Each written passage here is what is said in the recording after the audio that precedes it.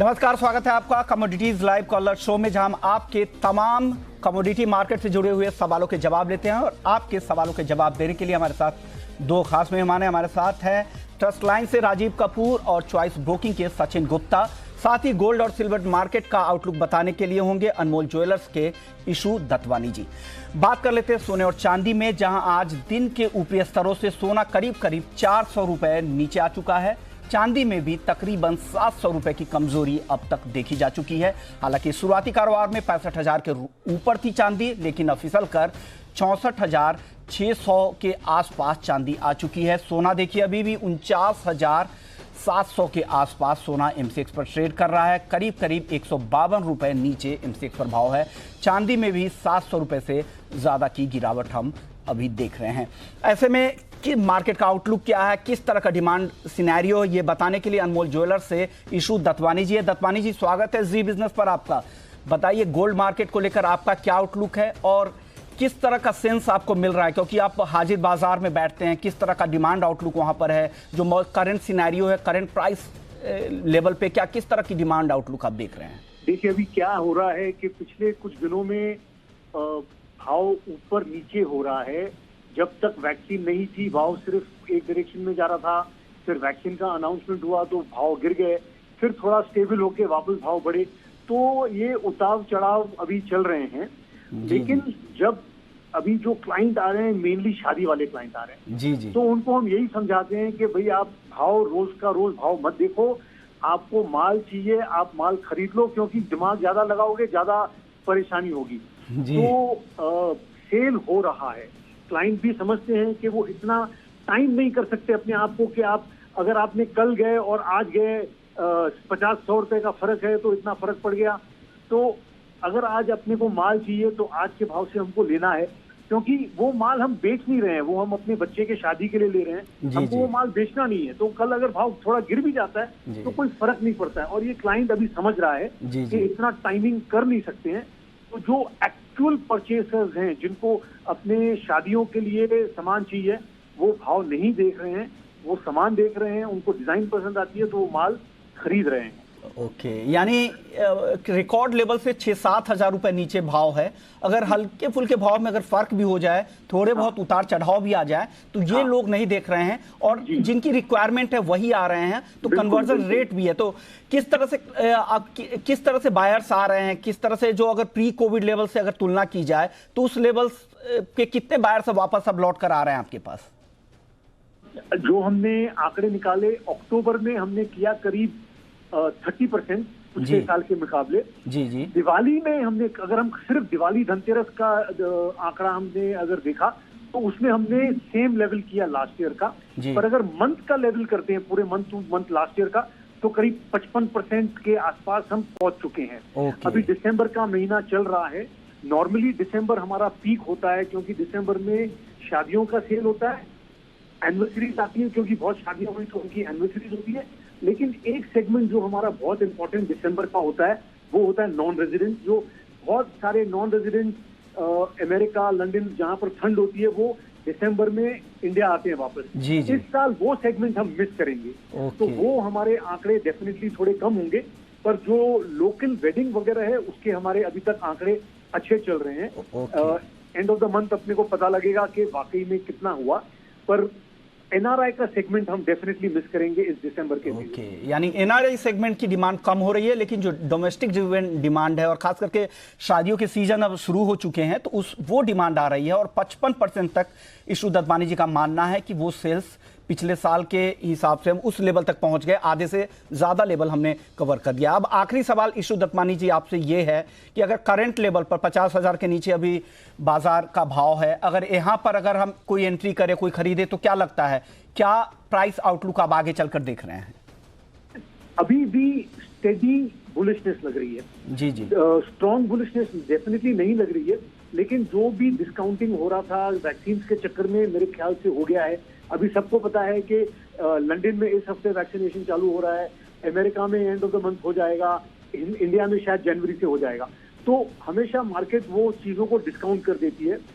इसके बाद स्टेडी जो है राइज लगता है। कोई जंप डेफिनेटली नहीं दिख रहा है, लेकिन स्टेडी जो है ग्रेजुअल अपस्विंग नजर आ रहा है। ओके, यानी ग्रेजुअल यहां से मूवमेंट आ जाएगी। लेकिन वैक्सीन की जो खबरें आ रही हैं, जो वैक्सीन अब यूके में आज से वैक्सीनेशन का काम भी शुरू हो गया, उसका इंपैक्ट धीरे धीरे गोल्ड पर दिखेगा। तो वो बहुत बड़ी तेजी की उम्मीद नहीं की जा रही, लेकिन एक ग्रेजुअल राइज यहां से सोने में आप जरूर देख सकते हैं। यानी 50,000 के नीचे बाइंग जारी रहेगी, ऐसा इशू दत्तमानी जी मानते हैं। शुक्रिया दत्तमानी जी इन तमाम जानकारी देने के लिए। चलिए बात कर लेंगे अब कुछ वायदा बाजार की, और हमारे साथ हमारे कमोडिटी एडिटर मृत्युंजय झा भी जुड़ गए हैं। मृत्युंजय जी स्वागत है आपका। हमारे साथ राजीव कपूर जी और सचिन गुप्ता भी है। वायदा बाजार का हाल लेने के लिए अब आपके पास आ रहे हैं, बताइए। बिल्कुल विश्वान, और जैसा कि अभी आप बात कर रहे थे ईशू दत्तवानी जी से और गोल्ड का आउटलुक बता रहे थे, निश्चित तौर पर गोल्ड ने 50,000 के ऊपर का लेवल टच किया, लेकिन उस लेवल पे मार्केट टिक नहीं पाया है। कहीं ना कहीं बाजार में इस बात की अभी भी चर्चा है और मार्केट को इस बात का अभी भी डर है कि जब वैक्सीनेशन का काम शुरू होगा तो एक बार थोड़ा सा मार्केट का मूड माहौल खराब हो सकता है और उससे थोड़ा सा करेक्शन दिखेगा। लेकिन ओवरऑल जो लॉन्ग टर्म के फंडामेंटल हैं, जो सारे एक्सपर्ट बता रहे हैं, वो सब तेजी के हैं। लिहाजा इन्वेस्टमेंट के लिए जो एक्सपर्ट की राय है कि आप लगातार हर गिरावट पर इन्वेस्टमेंट कर सकते हैं लंबे समय के लिए, और लंबे समय के लिए इन्वेस्टमेंट करने में कोई डर नहीं है क्योंकि आगे गोल्ड में तेजी ही दिखेगी। लेकिन चांदी का मार्केट क्या होगा, ये राजीव जी आप बताएं कि सिल्वर में क्या अभी ट्रेड लेना ठीक है या अभी अवॉइड करना चाहिए, क्या करना चाहिए? गुड इवनिंग मृत्युंजय जी, गुड इवनिंग विश्वमोहन जी। देखिए, चांदी ने एक अच्छी रैली दिखाई 58,000 के स्तर से, और बाजार फिर एक रेंज में कंसोलिडेट भी हुआ। उसके बाद उस कंसोलिडेशन को बाजार ने ऊपर की तरफ रीच किया है। पोजिशनल बेस पे बात की जाए तो अगर बाजार थोड़ा और करेक्ट हो, मींस 64,200-300 के आसपास आ जाए तो वहां पर खरीदारी कर सकते हैं। और मैं समझता हूं बाजार फिर 65,500 66,000 तक का स्तर छू सकता है उस स्थिति में। और अगर लंबे नजरिए की बात करें, उससे भी लंबा नजरिया अगर लेना है तो बाजार को मृत्युंजय जी 66,500 के ऊपर डिसाइसिवली क्लोज होना पड़ेगा। और 66,500 के ऊपर अगर बाजार क्लोज होता है तो उस स्थिति में फिर बाजार वापस 70,000 72,000 के स्तर तक ऊपर में जा सकता है।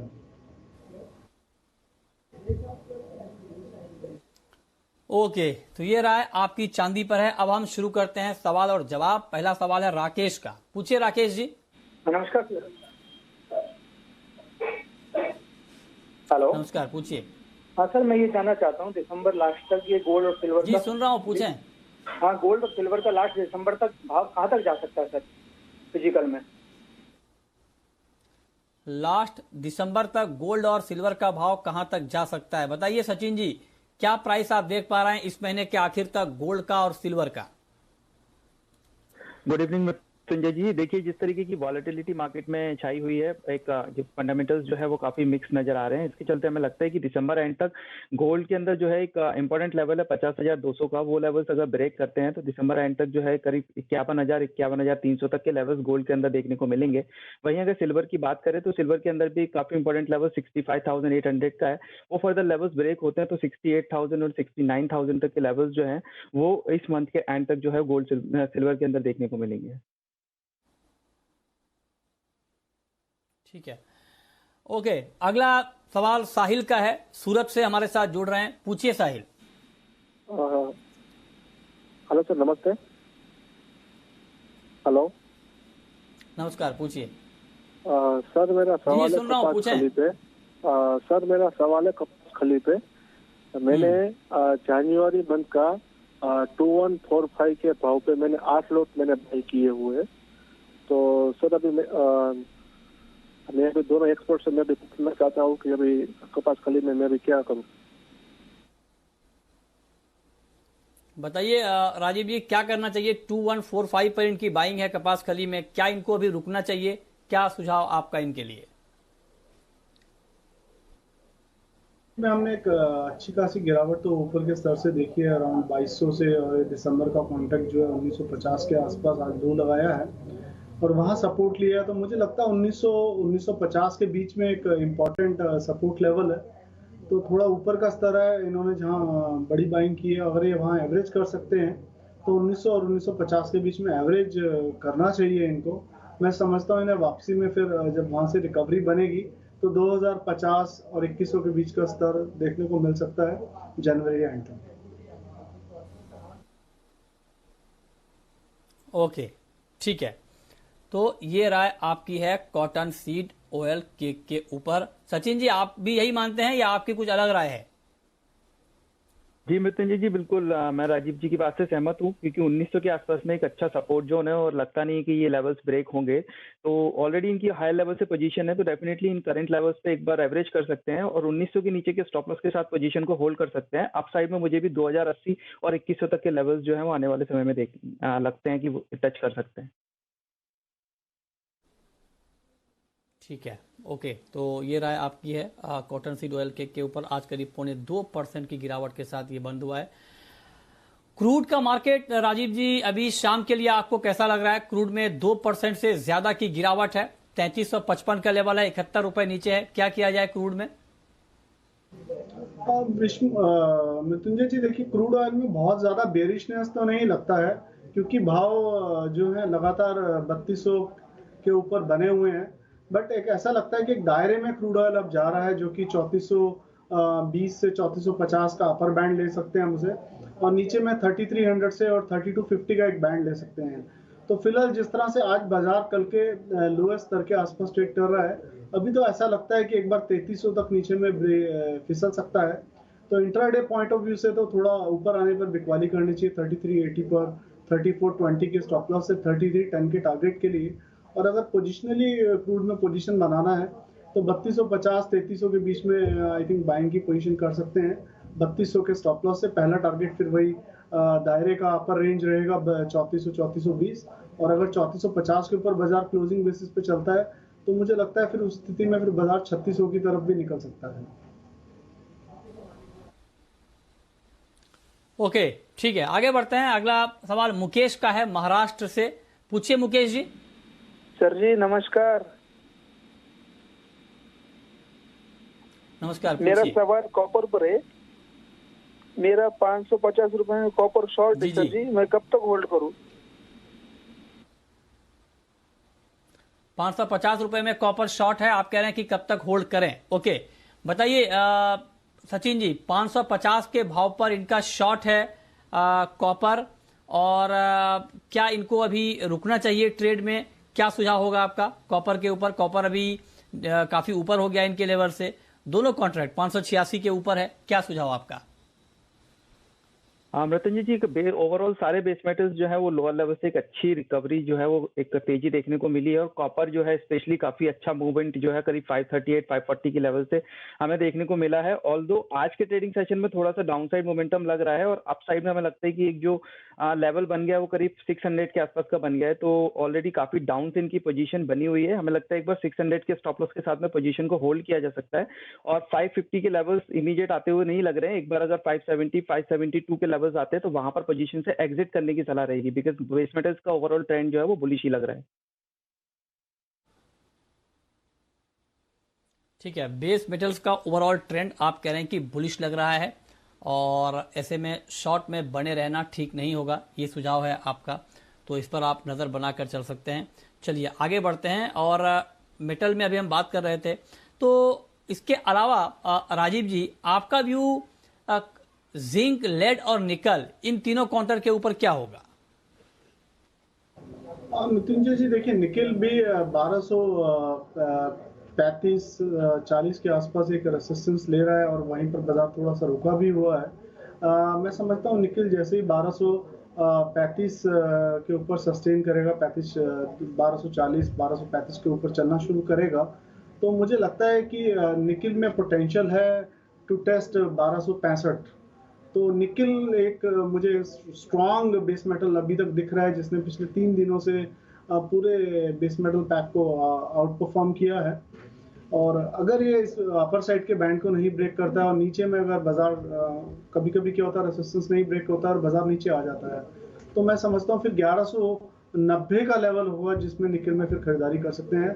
तो निकल थोड़ा सा इंटरेस्टिंग लग रहा है, ट्रेडिंग पॉइंट ऑफ व्यू से एक रेंज भी है, और एक बेस में स्ट्रॉन्ग लेवल्स भी बने हुए हैं। नीचे में जैसे 1190 सपोर्ट है, और अभी 1235 1240 का एक रेसिस्टेंस जोन है, जिसको ब्रेक करेगा तो एक अच्छी रैली मुझे लगता है कि ऊपर की तरफ ये डेवलप कर सकता है।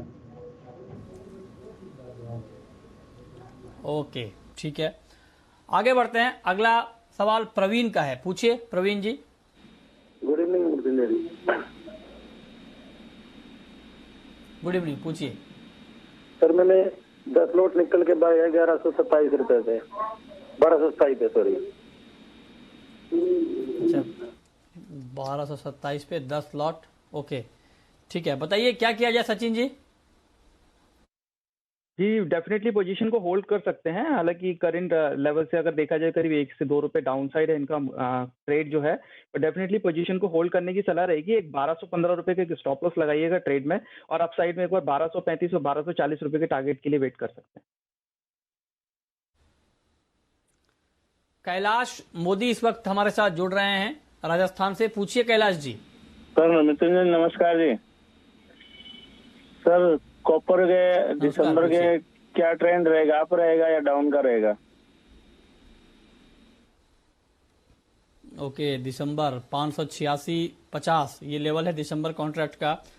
बताइए क्या क्या व्यू है आपका राजीव जी कॉपर के ऊपर दिसंबर वायदा के लिए स्पेशली? मिथुन जी देखिए, ट्रेंड तो कॉपर का अभी भी अपसाइड में ही इंटैक्ट है, और बाजार अब थोड़ा सा क्योंकि काफी बड़ा है पूरे 1-1.5 महीने के अंदर, तो थोड़ा करेक्शन के फेज में आया है। बाजार थोड़ा नीचे आ सकता है, 580 575 तक नीचे में करेक्ट कर सकता है बाजार नीचे में, बट करेक्शन लगता है, और ऐसा लगता है कि बाजार फिर से 575 80 पे फिर से कंसोलिडेट करके फिर बाजार एक नई आप अपसाइड की दिशा को पकड़ सकता है। तो फिलहाल अगले आने वाले 4-5 दिन के लिए थोड़ा सा करेक्शन के मोड में लगता है, थोड़ा नीचे आ सकता है धीरे धीरे 575। आज नेचुरल गैस में मामूली रिकवरी है, या यूं कहें कि एक रेंज बाउंड ट्रेड ही है, 181 के आसपास मार्केट ट्रेड कर रहा है। क्या करना चाहिए इस भाव पर नेचुरल गैस में? मृत्युंजय जी हमें लगता है कि नेचुरल गैस के अंदर बेयरिश मूवमेंट अभी और कंटिन्यू हो सकता है। एक इंपॉर्टेंट लेवल है 175 का, 175 के लेवल्स अगर नेचुरल गैस ब्रेक करता है तो हमें लगता है डाउन साइड में 165 160 तक के टारगेट्स इमीडिएट देखने को मिलेंगे। ऑल्दो और डाउन साइड में अगर देखा जाए तो 150 के आसपास में मेजर सपोर्ट है, वहां से जो है मार्केट के अंदर रिवर्सल देखने को मिलेगा। तो अगर करंट लेवल से बात करें तो हमें लगता है एक बार ट्रेड अवॉइड करना चाहिए, बट हाँ 175 के लेवल्स ब्रेक होते हैं तो डेफिनेटली शॉर्ट पोजीशन इनिशिएट करनी चाहिए, और अप साइड में जो स्टॉप लॉस रखना होगा वो 182 का रहेगा, उसके स्टॉप लॉस के साथ 160 के टारगेट के लिए काम किया जा सकता है। ओके ओके ठीक है। अगला सवाल है अब्बास साहेब का, सांगली से हैं, महाराष्ट्र से। पूछिए। हाँ सर, हमने नेचुरल का ही 205 पे बाय पोजीशन लिए, क्या करना चाहिए, होल्ड करना? अच्छा, 205 पे बाइंग पोजीशन है। ओके ओके ठीक है।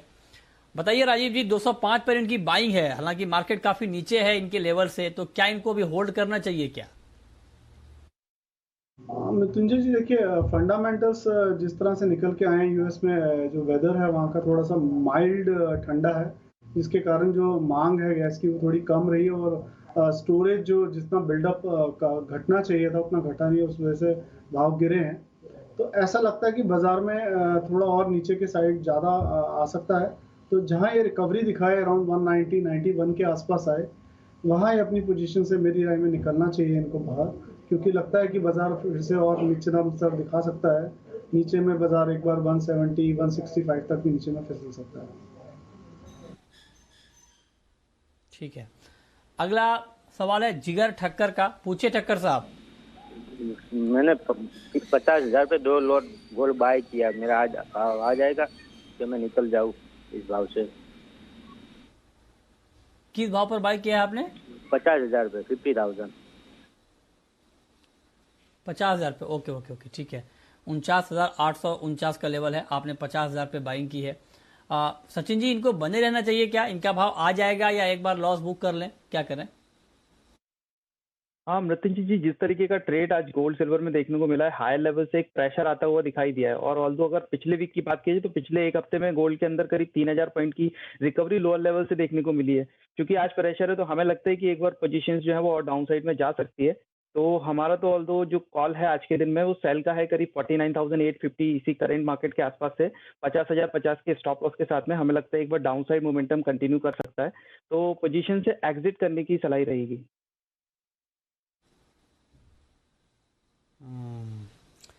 ओके ठीक है। और अब वक्त है रैपिड फायर राउंड का।